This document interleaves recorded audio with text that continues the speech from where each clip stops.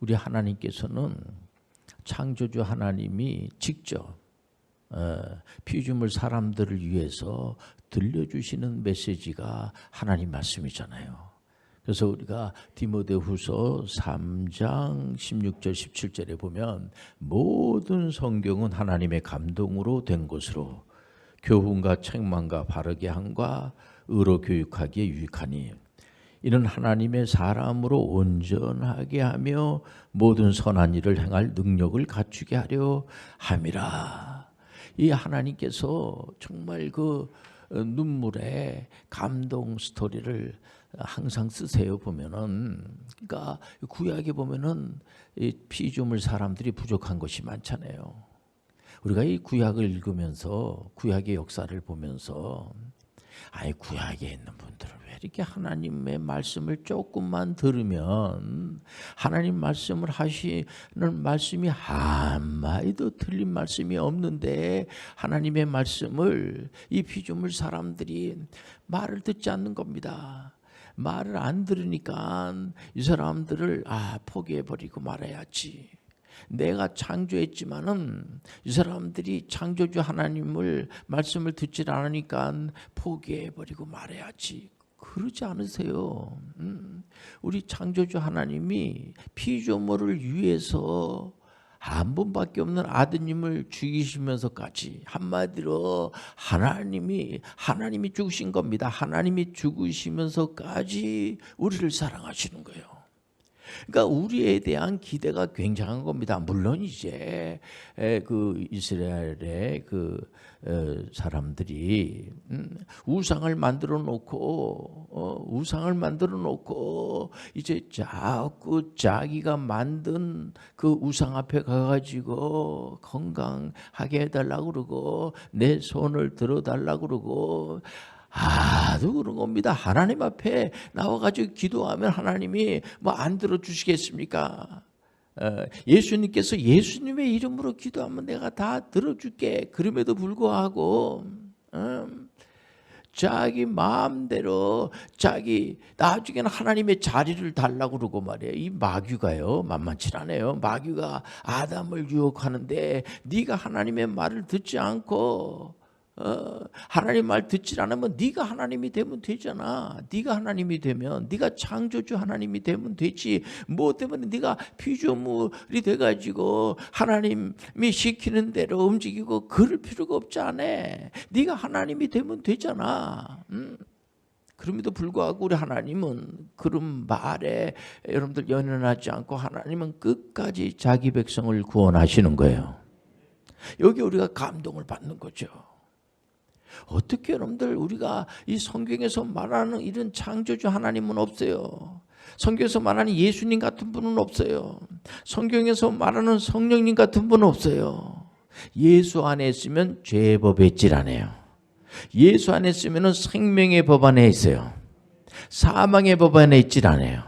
그리스도 예수 안에서는 정죄함을 받질 않아요.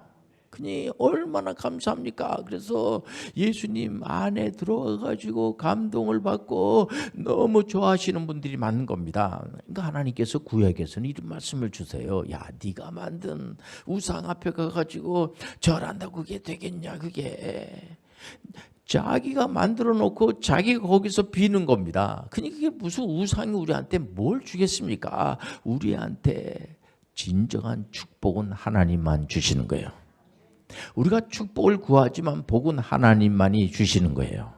그렇기 때문에 우리 예수님께서 이 땅에 오실 때도 낮고 천한 곳에 우리가 12월 달이 되면은 예수님의 탄생을 기념하는 이제 성탄절 예배를 드리지 않겠습니까? 예수님께서 오실 때에 가장 그런 낮고 낮은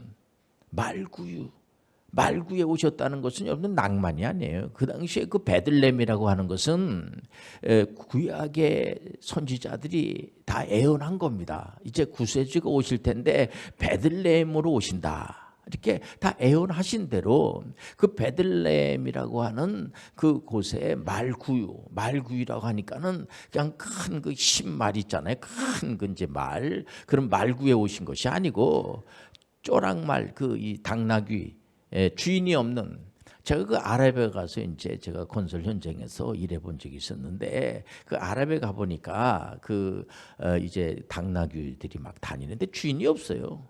당나귀는 주인이 없습니다. 그러니까 아무데나 또 청만 밑에에서 이렇게 이제 비가 오고 그러면은 거기서 이렇게, 근데 그런 그 정말 낮고 추한 이렇게 화려하지 않은 말구유라고 하니까는 그 큰 말 있잖아요. 그 큰 부잣집 그런 말구유, 그게 아니고 당나귀.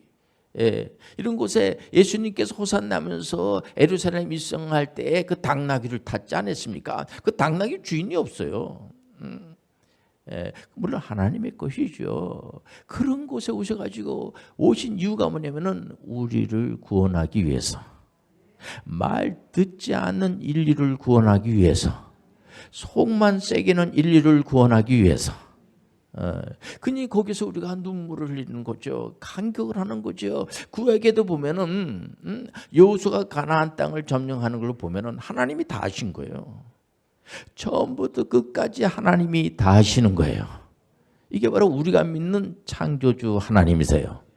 그러니까는 은혜에 감사해서 하나님께 영광을 드리는데 계속 드리는 겁니다. 예수님이 오셔가지고 하신 사역을 보면은 그 불쌍하고 병들고 특히 귀신 들려가지고 힘들어하는 그런 분들을 이렇게 불쌍해가지고 긍휼하시는 그런 마음이 있어가지고 불쌍해서 내버려 둘 수가 없는 겁니다.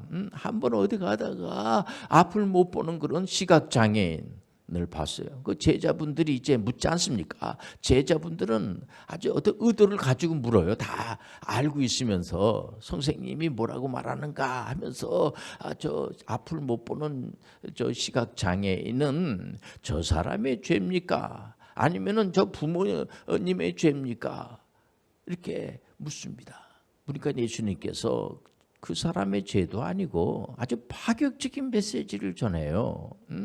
그 사람의 죄도 아니고 그 부모님의 죄도 아니고 그거를 통하여서 하나님께 영광을, 하나님을 드러내 보인다 하면서 예수님께서 시각장애를 당연히 고쳐주셨죠. 예수님 만나면은 앞을 못 보는 사람이 앞을 보는 거예요. 그게 얼마나 감사합니까? 그때 바리새인과 그 종교 지도자들이 안식일 날 저렇게 병든 자를 고치면 안 돼. 안식일 날 아무것도 하면 안 되거든요. 이 사람들은. 그러니까 예수님께서 안식일 날 병든 자를 고치는 것이 옳으니 고치지 않고 병든 대로 가만 내버려 두는 게 옳은 거냐 하면서 우리 예수님께서 고쳐주시는 거예요. 그러니까 우리가 눈물의 간격에 진짜 스토리가 너무, 성경은 창세기 1장 1절부터 묵시록 마지막 장까지가 전부 눈물의 감동의 스토리라고 볼 수가 있어요. 우리가 하나님께서 우리를 구원해 주셨으니까 우리가 일반 종교인들도 다 나름대로의 애를 쓰고 참 노력들 하고 다 해요. 잘못된 거 아닙니다. 그 나름대로의 다 종교에 다 자유가 있다고 그러지 않습니까? 근데 우리가 믿는 하나님은 우리에게 기대가 얼마나 큰지 몰라요. 그냥 나만 잘 먹고 나만 잘 살고 나만 편안하고 나만 그냥 이렇게 한 게 아니에요. 어떤 사람 만나든지 간에 우리가 남을 나보다 낫게 여기고 항상 친절을 베풀고 1517년 전에 1517년에 마르틴 루터가 종교 개혁을 하지 않았겠습니까? 오직 성경 그대로 믿어야지 됩니다. 오직 예수님만을 믿어야 됩니다. 오직 성령님을 믿어야 됩니다. 오직 예수님의 은혜로 구원을 받습니다. 목숨을 걸고 종교 개혁을 해서 성공을 했습니다. 뒤로 칼빈 선생님도 제네바에서 오직 성경대로 믿는 게 좋습니다. 성경대로 믿어야 됩니다. 사도 바울 선생님 같은 경우에는 예수님의 제자분들이 계시죠. 그런데 예수님께서 부활하시고 난 다음에 또 제자로 삼은 사람이 누굽니까? 사도 바울이에요. 그러니까 신약의 이제 대표 선교 신학자라고 하면은 바울인데 사도 바울을 들 수가 있는데, 사도 바울 선생님은 한 손에는 성경을 들고 한 손에는 직업의 점성을 가지고 이분은 왜 우리가 사도 바울 선생님을 귀하게 여기냐면은 유대인을 포함한 이방인들에게 가가지고도 복음을 전하는, 지금 전 지구에 80억이 살고 있어요. 지구촌에 80억이 전부 다 사이좋게 지내야지돼요. 80억을 하나님께서 다 불쌍히 여기는 거예요. 그러니까는 유대인의 하나님만이 아니고 유대인을 포함한 모든 자의 하나님이에요. 얼마든지 예수를 믿게 하시길 바랍니다. 그러니까 바울 사도는 그 하나님으로부터 사명을 받고, 여러분들 알다시피 사도 바울 선생님은 예수 믿는 사람들을 그렇게 핍박하고 죽이고 했던 분입니다. 그랬던 분인데도 불구하고 하나님께서 긍휼을 베푸셔가지고 사도 바울 선생님을 선택을 해서, 바울은 너무 그런 사실에 대해서 고마워가지고 그분은 결혼도 하지 않고 자녀도 없어요.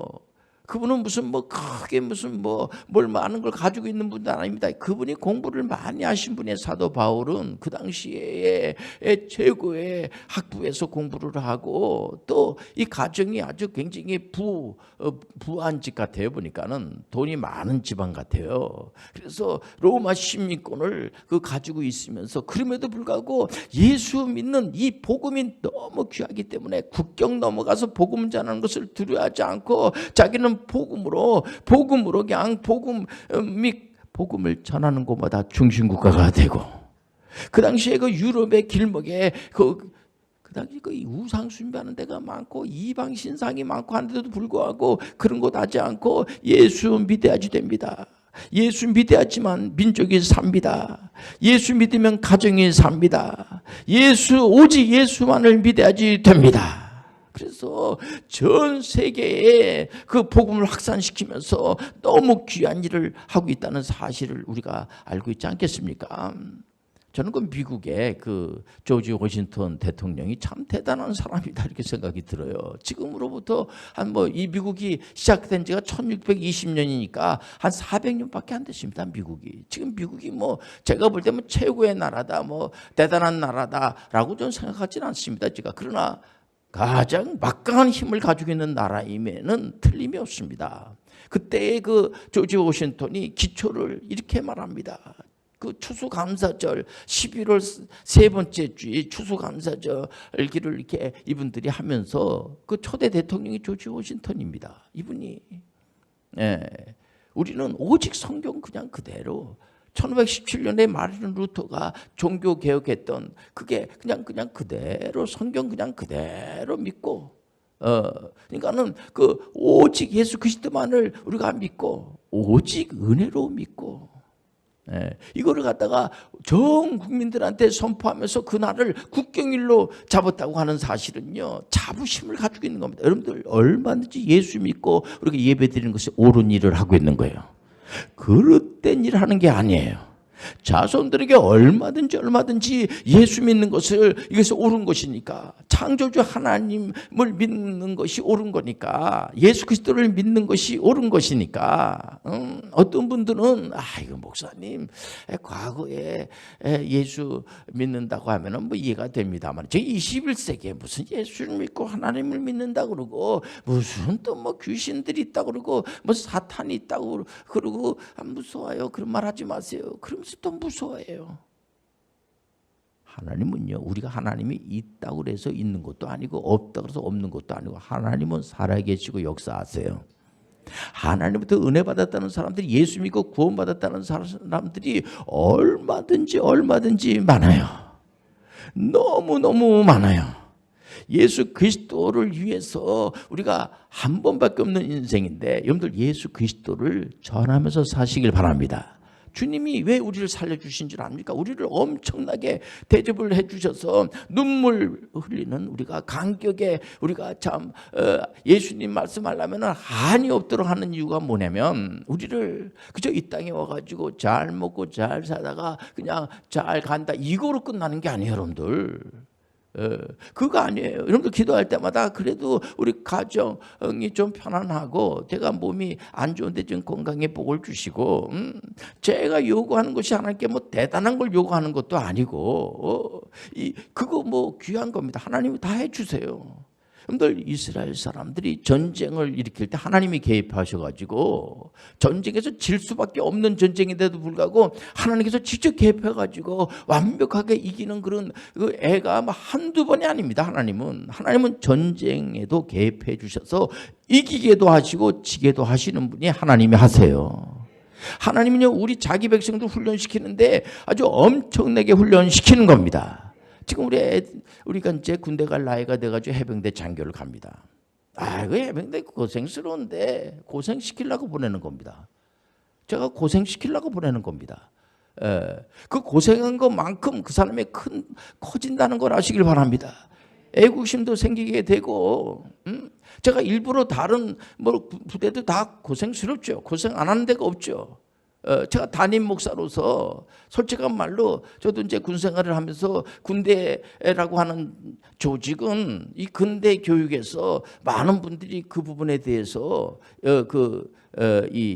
이의를 다는 분들이 많아요. 그래서 2011년도에 우리나라에서도 보면은 구타가 이 체벌을 하는 것을 교육을 시켜 교훈을 목적으로 체벌하는 것을 금지했어요.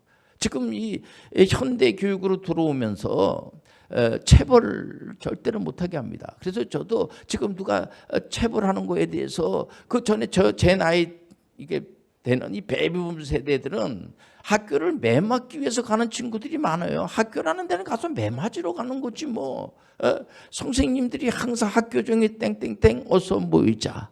선생님이 우리를 기다리신다. 회초리를 가지고 기다리신다.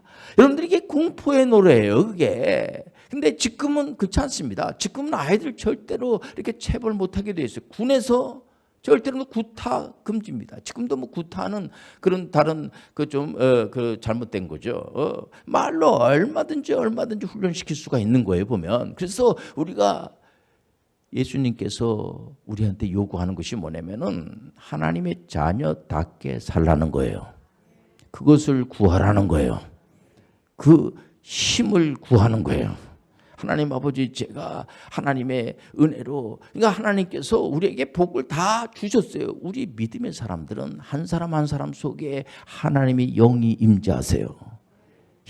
이게 눈물 흘리지 않고서는 이 감동의 스토리를 우리가 쓸 수가 없어요. 어떻게 하나님의 영이 예수 그리스도를 나의 구세주로 영접하면 하나님의 영이 우리 가운데 임재하시는 거예요. 거듭나는 축복을 받는 거야. 하나님 영이 우리 가운데 임재하니까 마귀가 여러분들 눈썹 하나 머리털 하나 건들 수가 없는 겁니다. 귀신들이 우리를 어떻게 해코지 할 수가 없어요. 우리 속에 하나님의 영이 임재하니까 엄청난 축복을 주신 겁니다. 그러니까 하나님의 영이 임재하니까 그 힘을 가지고 약한 사람들을 도와주기는커녕 막 힘들게 하고 전쟁을 일으키게 하고, 미국이라는 나라가 한 400년밖에 되지 않았죠. 근데 이 나라가 1차 세계대전 때에 참여를 합니다. 1차 세계대전 때만 하더라도 미국이라는 나라는 별로 알려져 있지도 않고, 그런데 자꾸만 자기 민족을 건드는 겁니다. 이거 안 되겠다. 여러분들 2차 세계대전은 루즈벨트 대통령이 몸이 좀 약하신 분 아닙니까? 이분이. 근데 휠체어를 타고 다니시니까 그 루즈벨트 때에 일본이 2차 세계대전 때에 미국 영토를 폭격했습니다. 폭격했을 때 루즈벨트 대통령이 이거는 하나님 믿는 나라를 손됨으로 말미암아 우리가 여기서 뒤로 물러나면 안 됩니다. 이 전쟁은 이긴 겁니다. 위스턴 처칠도 그런 말을 했지만은 결국은 전쟁을 통해서 미국은 평화유지군 내지는 연합군으로 다 참여를 하면서 미국의 시대를 연고를 갈 수 있지 않겠습니까? 이번에 우리가 이 축구는 다들 좋아하는 것 같아요. 축구는요. 2002년도 하면은 거스 히든크를 우리가 그 전만 하더라도 축구 월드컵 점수가 그렇게 썩 좋지 않았어요. 우리가. 근데 2001년도에 거스 히든크 감독이 네덜란드에서 왔어요. 와가지고 선수들한테 다른 얘기 하지 않았어요.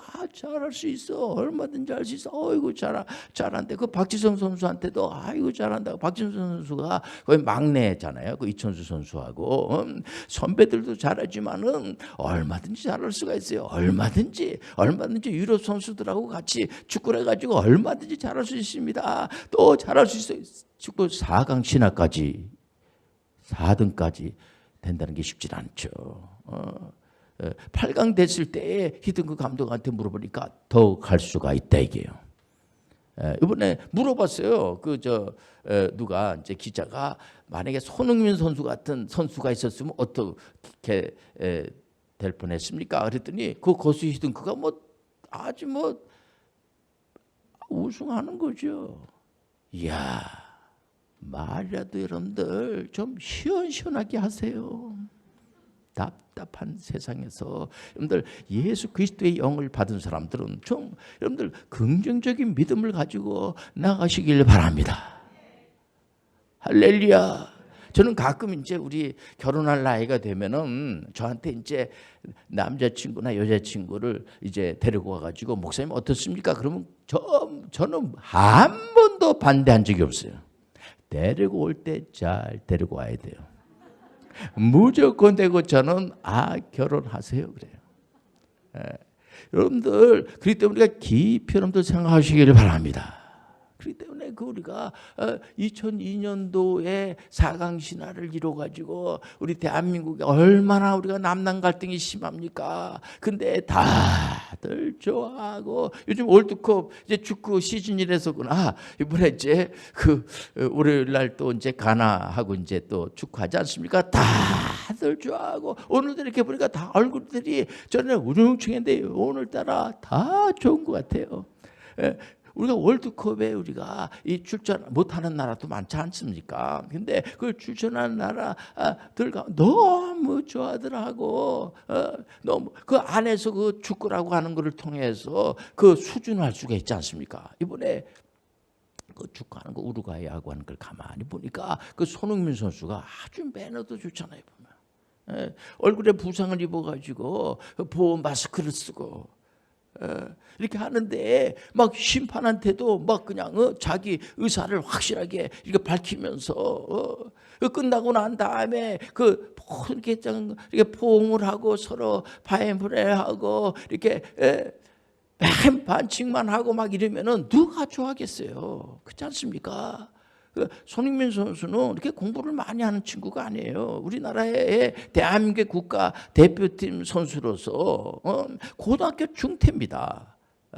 실력으로 이거를 완전히 드러내 보이는 거예요. 실력으로 여러분들 가시길 바랍니다. 실력이 중요한 거예요. 그런데 우리 믿음의 사람들은 우리 하나님께서 우리에게 감동을 주신 것은 뭐냐면은 실력으로 드러나 배려하는 겁니다. 문화 명령과 선교 명령을 잘 준행하시길 바랍니다. 예수님께서는 요한복음 14장 12절에 무슨 말씀을 줍니까? 나를 믿으면 내가 하는 일도 할 수 있을 뿐더러 더 큰 일도 할 수가 있습니다. 예수님께서 그런 말씀을 주세요. 전혀 예수님의 말이 무슨 말인지도 잘 이해하지도 못하고 이제 조금 있으면 예수님을 배반할 수밖에 없는 그런 제자들을 향해서 그냥 우리가 여기서 감동을 받는 거예요. 우리같이 부족한 자들을 주님이 선택하셔가지고 예수님이 하시는 그 일을 맡겨주셨으니 얼마나 우리가 감동스럽습니까? 그 얘기면 십자가를 지라는 거예요. 십자가가 있어야 돼요. 가정 안에서도 십자가가 많아요. 화가 나가지고 금방 그냥 막 눈을 막 흡뜨고 막 혈압 지수가 올라가고 막 화가 나는데도 그거를 참아야 돼. 십자가구나. 여러분들 십자가가 예배당 안에는 거의 없는 것 같아요. 십자가는 예배당 안에 하나님 말씀을 어느 교회든지 담임 목사님이 말씀을 이렇게 예수님의 말씀을 성경 말씀을 가지고 준비해서 말씀을 전하니 얼마나 은혜가 되겠어요. 그러니까 교회 가지고 하나님 말씀을 가만히 다 듣는 겁니다. 너무 좋죠. 근데 바깥에만 바로 나가면 십자가가 많아요. 세상을 이렇게 호락호락하진 않아요. 그 십자가를 여러분들 다 지라는 거예요. 여러분들 그걸 견디시길 바랍니다. 우리가 예수 믿는다고 죄가 싹 없어지는 게 아니에요. 주님 오실 때까지, 우리가 주님 앞에 갈 때까지 견뎌야지 돼요. 고난을 주님께서 면제시키질 않았어요. 인생을 여러분들 그냥 건성 살면 안 돼. 우리 믿는 사람들은 하나님의 은혜 받은 자처럼 살아가시길 바랍니다. 기도하겠습니다. 하나님 아버지, 하나님의 은혜를 많이 받은 자들처럼 살아갈 수 있도록 인도하여 주옵소서. 예수님의 이름으로 기도합니다. 아멘.